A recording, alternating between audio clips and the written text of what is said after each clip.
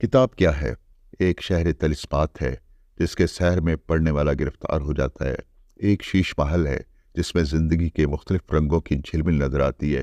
مصنف نے اس کا نام سفر العشق رکھا ہے۔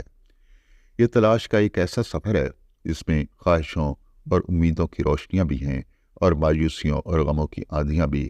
یہ مصر کے شہزادے سیف الملوک کی کہانی ہے جس نے اپنے خزانے میں ایک دن ایک خوبصورت لڑکی کی تصویر دیکھی اور پھر خواب میں وہی چہرہ دیکھا۔